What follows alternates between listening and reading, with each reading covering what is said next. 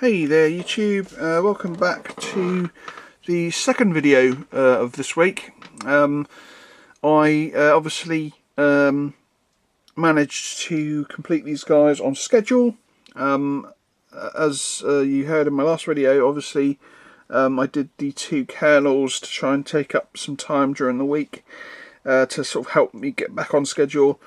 And although I finished those guys a lot quicker than I thought I was going to, I actually used the extra day that I would have had to sort of more or less get back on schedule to actually prep these guys for painting. So I think I started painting these guys on the Saturday, or last Saturday now, and I actually finished these guys yesterday, which was the Thursday of the following week. So as you can see, I'm back on schedule, ahead of schedule actually, and therefore I'm getting on with the videos, and hopefully these will be up at either some point over the weekend or on the Monday morning, or scheduled to come up on the Monday morning. It just depends on when I get all this done and whether I can be bothered to go upstairs to actually upload it. Anyway, let's get on. So this is the battalion that I said I did. This is the 1st Battalion of the 28th. These guys numbered 893 troops, so quite big. The actual regiment for these chaps is actually only two battalions, where of course the 2nd Nassau had 3. And with these guys, like I mentioned in the previous video, comes a very interesting story of changing of commands between the whole sort of brigade. Now, if you remember, I mentioned in my first video that the original commanding officer of this, there's basically the regimental the regimental officer in charge of the 28th. Was the original one was promoted, and the original commanding officer of this particular battalion was then promoted to regimental commander, leaving his second in command actually in command of the 1st Battalion. Now, I haven't been able to find who that chap was, basically. Now, so I've basically at the moment given him a proxy name, and of course, if I do actually find out who it is, then I'll simply just change the name. But for the moment, it's kind of like a sort of a character from if you remember, if any of you have seen the German version of the film Stalingrad, the one that was done by the actual director of Das Boot. You'll remember that the lieutenant in that particular film was a chap called Lieutenant von Witzland, and therefore, in honour of him, that's what I've named this commanding officer. Now, like I say, obviously it's not historically correct, but it will do for now until I find out exactly who took over the regiment, because I don't think it's. I've had a pretty good search and I haven't been able to find anyone. In fact, the only sort of information that I did come across was very conflicting and confusing, and I didn't think it was right. They actually named the chap who was in charge of the Volunteersjäger, who was a Captain Boostjen, I think. Now, obviously, he's not really part of the battalion, so he can't be the second in command of the 1st Battalion, so I think that's wrong. But yeah, anyway, I suppose at the end of the day it doesn't really matter too much, because second in command is a pretty significant person. But for as far as I like to name my commanding officers, this chap is Major Johann von Witzland. There we go. So anyway, let's get on. So these guys are all Parries apart from the mounted guy here. And let's get going. So we'll start off with the flankers, like we always do. So again, we have sort of, like I say, very sort of Parries, typical Parries positioning here. Again, there's nothing wrong with them at all. They're really nice troops.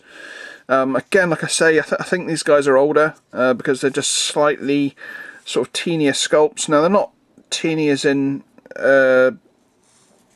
you know, particularly smaller, but they are definitely more petite on their physiques, I suppose. Because obviously, even when you stand them up against front rank, they're actually still the same height. It's just that certain front rank officers, now I'm not sure if it's early front rank officers or later front rank officers, but there's a couple that just look huge. They look like sort of the Hulk in comparison to these chaps. And there's a couple of others that don't look too bad.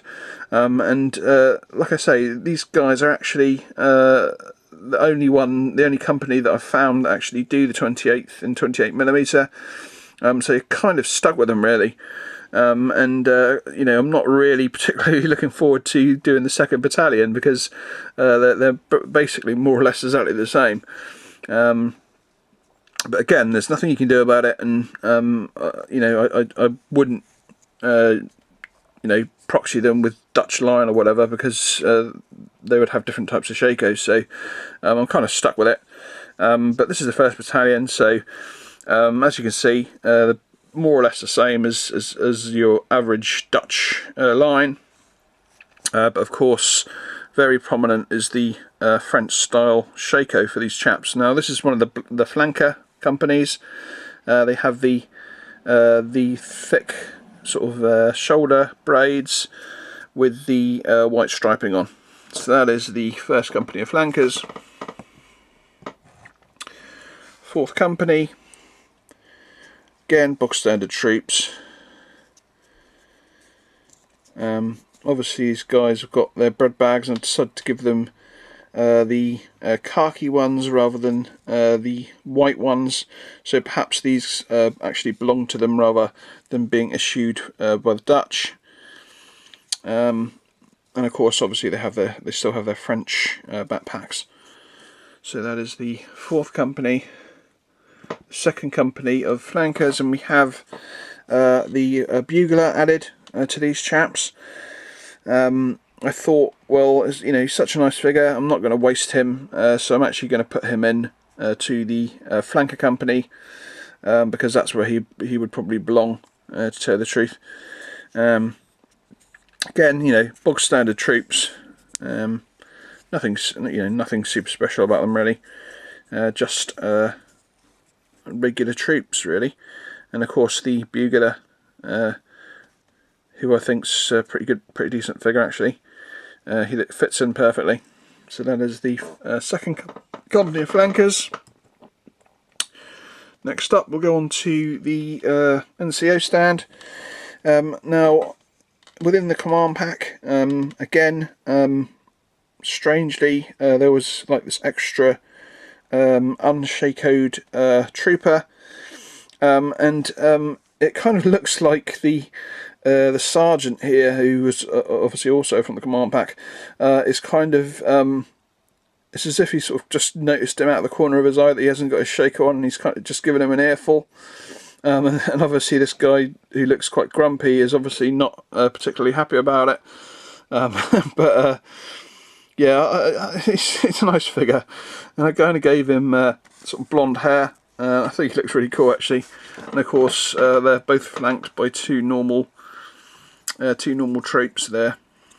So that is the NCO stand. Next up we'll go for the musician stand, or the 2nd company. So again we have 3 normal troopers. We have the drummer. Again, you know, pretty standard sort of British gear ready for this chap. The drum design's different again. These guys have got a it's red, white and black, red, white and black design, triangles, each I think that's right, yeah, it's right, yeah, it's basically a red triangle, a white triangle, and then a blue triangle, and it's kind of hard. It's just not really showing. The red's just not really showing up on the camera, but that's the design of it anyway. I think it's just because of the sort of the angle of the drum and the shade it's creating is making it sort of hard to see. But that's the set there, sort of drum design, and that's the drummer's stand or musician's stand. And finally, the command. Now, again, due to lack of officers, I was kind of trying to think of a way of making this different, because obviously I'm going to have to use the same figures, or at least the secondary officer and the standard. So I had this Dutch line mounted officer from Elite. I think he was actually a Jaeger, actually, thinking about it originally. But obviously a Jaeger looks more or less the same as these chaps. Only difference being, of course, he didn't have the French shako. So what I did was I actually made that cordage myself. Now it's not an amazing job by any standards, but it does fulfill its purpose of making him fit in with the rest of the troops. And therefore I'm pretty happy with it. I think I kind of made it just a little bit too thick, but then it's supposed to count as 2 braids, so it's not too bad on the front. It's just the sort of the rear where it just goes a little bit thinner, and this kind of more or less stays the same. It was very hard to put on because my Vallejo plastic putty is more or less defunct, but I decided to use it because I could basically use it with my it's kind of like a cross between a sort of a modelling putty, but it still has the sort of consistency of plastic putty, so it's quite malleable, but it's very difficult to try and get it to stick to the shako as you're sort of putting it around. So I did have a few problems putting that on, but I'm glad I did, because I think it makes him fit in a lot better than if it weren't there, and where I think he would kind of slip out of favour. Now, I suppose another reason why he could sort of fit in is because that the Dutch line, of course, would use the British style shako, and this guy's actually got a. I think I'm not sure. It does look like a French shako, what he's got on. So perhaps that was just a little bit of fluke from Elite there. But yeah, that's the command group. Very happy with it. Again, like I say, because I had whenever I have a sort of a mounted figure, I tend to use them if I can. I wasn't really going to. Basically, the 2 Jaeger units that are left are basically Dutch, so they wouldn't have. Actually, thinking about it, I could have used him for those, but again, this position was kind of more important, so that's what I did. Now, horse-wise, this is kind of a pretty odd markings for a horse. I actually spotted this same coloured horse in a film that I watched, and it's basically like a normal bay horse, but he has 2 black socks at the front and 2 white socks at the back, and he has this white and black stripe down his front, and it sort of comes over onto his sort of nose a little bit. So I thought I'd just sort of recreate it onto this chap, and I think it looks pretty cool, actually. But it's definitely some odd markings. I've never seen a horse with 2 black socks and 2 white socks on opposite legs, and because normally bays have very little white within them. They're generally black-faced markings rather than white, which is why a lot of my bay horses, if they have a stripe at all, it's normally just a really, really tiny stripe halfway down their sort of front, and not really anywhere else. But yeah, a nice horse, and like I say, I actually saw it in a film, so I know it existed at some point, and yeah, that's what I decided to go with. And of course, the usual GMB flag. Now, I did give these guys a slightly different standard. This is slightly different from what I'd use for the Dutch, and also different from the Nassau, so it's kind of like their own thing, but it's more in the style of the Dutch.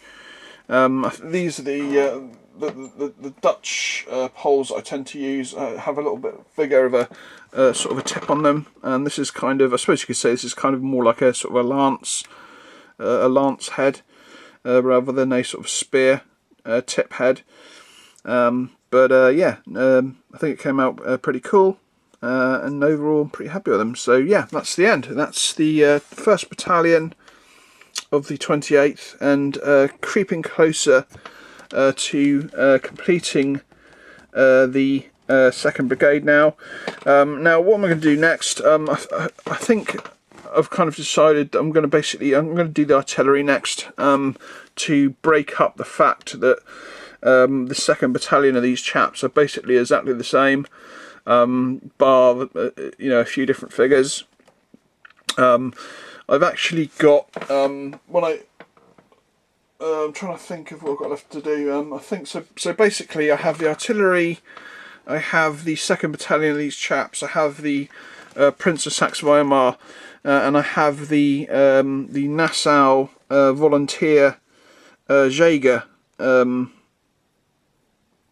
company to do. Now these guys were really small. They're actually counted as being 12 chaps, including 2 officers. Now what I'm going to do is I'm basically going to, they count as a very small, or a very small unit. Now I don't like using those half stands that people like to put their skirmishers on. So what I've elected to do was that I'm actually going to use a bit like my my 95th really. I'm basically going to use 4 of my regular stands, and each one's going to have 2 figures on it, and that's how they're going to be sorted out basically. So it's kind of like, I suppose it's still a skirmishing line, it's just that they've got a little bit bigger bases. So that's what I've decided to do with those guys. And of course they will come at some point too. Obviously they're not going to take a particularly large amount of time to do, and I might even do them at the same time excuse me, as I do the Prince of Saxe Weimar. So anyway, that's the end of the video. I hope you enjoyed it, and I'll catch you all in the next one. Again, a big thank you to a few more subscribers, and of course to all my normal viewers. Hope you're still enjoying the content, yeah, I'll catch you all next time.